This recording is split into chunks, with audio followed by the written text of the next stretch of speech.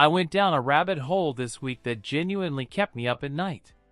I started by watching a video about something called the private credit market, a $2 trillion corner of Wall Street most people have never heard of. And the more I dug, the more I found people with names like Jamie Dimon and Jeffrey Gundlach using words like time bomb and next financial crisis. So I spent a week reading reports, watchdog warnings, and financial research, and I'm going to tell you everything I found. Not the Wall Street version, the regular person version. Here's the thing. Every major financial crisis in history had warning signs that most people ignored until they couldn't. In 2008, it was mortgage-backed securities, hidden debt, fake ratings, cracks nobody wanted to admit were there. Right now, in 2026, there are eerily similar warning signs flashing in a part of the financial system most people, including me before this week, have never even thought about. I'm not here to tell you the world is ending. I'm here to tell you what I found, what it actually means for your money, and what, if anything, you should do about it. Let's get into it. Okay. So before I can tell you why I'm worried, I need to explain what private credit is, because I genuinely had no idea a week ago. Here's the simple version. You know how when a big company needs money, they can go to a bank for a loan, or sell bonds to investors on the public market? Private credit is the third option. Instead of a bank or the public market, the company borrows directly from a private fund. No public disclosure. No standard ratings. Just a handshake deal between a company and a fund manager. For a long time, this was niche. Small deals. Obscure mid-sized companies. Institutional investors only. But after 2008, something shifted. Banks got spooked. Regulations got tighter. Banks started pulling back from riskier loans, and private credit funds rushed in to fill the gap. And it worked. For years, it worked really well. So more money poured in, then more, then more. Today, the private credit market is estimated at somewhere between $1.50 and $2 trillion.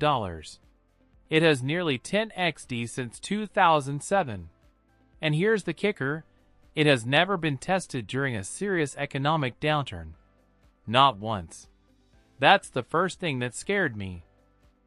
Okay, so here's where it gets real. I found a report published in May 2026 by the Financial Stability Board. That's the global watchdog that monitors risks to the financial system.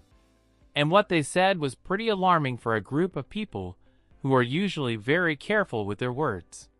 They said private credit borrowers typically have lower credit quality and higher leverage than borrowers in comparable public markets. Translation: the companies borrowing this money are riskier than average. And they're carrying more debt than average. Then I found this term, payment-in-kind loans, or PIK loans. This is the one that really got me. Here's how a PIK loan works. Normally, if you borrow money, you pay interest in cash every month. Simple. A PIK loan says, if you can't pay the interest in cash, that's fine. Just add it to the total amount you owe. So the loan gets bigger and bigger, and the lender just pretends everything is fine. And the use of PIK loans is rising. That's a direct signal that companies are struggling to pay their bills, but the books still look clean. It's like someone maxing out their credit card to pay their rent, but reporting to their landlord that their finances are in great shape. Now, the default rate. Officially, the headline default rate in private credit is around 2 to 3%. That sounds fine, right? But here's the thing. Once you factor in all the PIK loans, the missed payments, the restructurings, the companies that are technically still performing but are clearly in trouble, some analysts put the real default rate closer to 5 to 6%. One rating firm put the U.S. private credit default rate at 5.8% for the year through January 2026, the highest since the financial crisis. That's not a footnote. That's a red flag. Okay, I know what you might be thinking. This sounds like a Wall Street problem. I don't invest in private credit funds. Why does this affect me? Fair question. Here's the answer, and this is the part that actually made me put my phone down for a second. Private credit doesn't stay in a box. It's connected to the rest of the financial system in ways that aren't obvious. Think about your 401k. If you have a 401k or an IRA, there's a good chance some of it is invested in insurance companies or pension funds. And insurance companies and pension funds? They've been pouring money into private credit for years because the yields look great. So the chain looks like this. A struggling company can't pay its loans, the private credit fund takes losses, the insurance company or pension fund that invested in that fund takes losses, and ripple effects hit the broader financial system.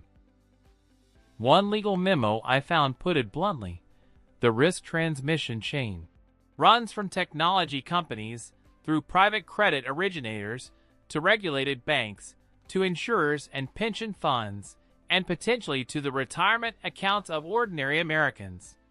Your retirement account. That's the end of the chain. Now, I want to be really clear here. This is not 2008. The risks are different. The scale is different.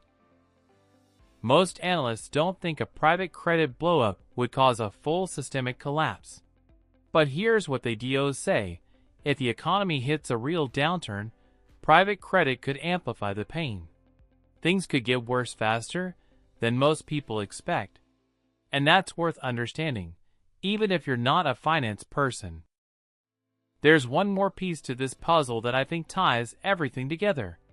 Interest rates. You've probably felt this in your own life. Mortgage rates near 7%. Credit card APRs at record highs.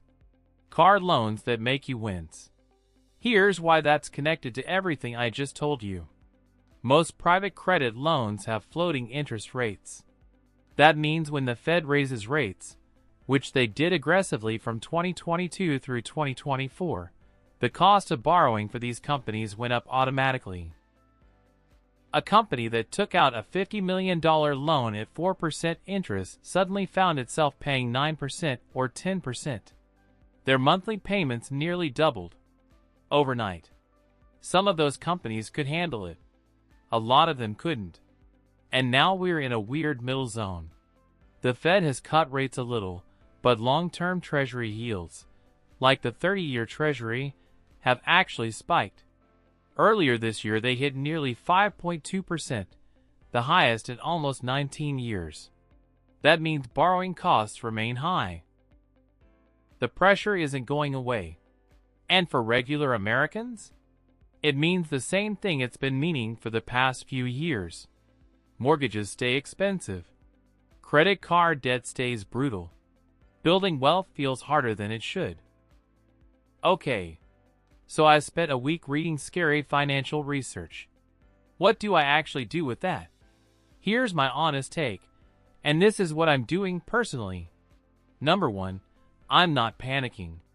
Panic is never a strategy. The research is concerning, but most analysts agree this isn't 2008. Selling your index funds because of a potential risk in a corner of the market you don't even directly invest in is probably the wrong move. Number 2, I'm making sure my emergency fund is real. If something does shake the market, having 3 to 6 months of expenses in a high-yield savings account is the single best thing you can do for yourself. It means you don't have to sell investments at the worst possible time. Number 3, I'm staying diversified. This whole story reinforced something I keep coming back to. Owning broad index funds means you're not betting everything on any one sector. Private credit is heavily concentrated in tech, healthcare, and services. A diversified index fund spreads that risk across hundreds of companies. Number 4. I'm paying attention. Not obsessively, but I'm going to keep watching this story. Because the people who got hurt worst in 2008 weren't the ones who saw it coming. They were the ones who ignored the signs until it was too late.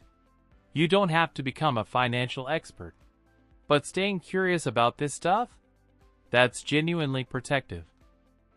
That's everything I found this week, and honestly, I'll probably keep digging.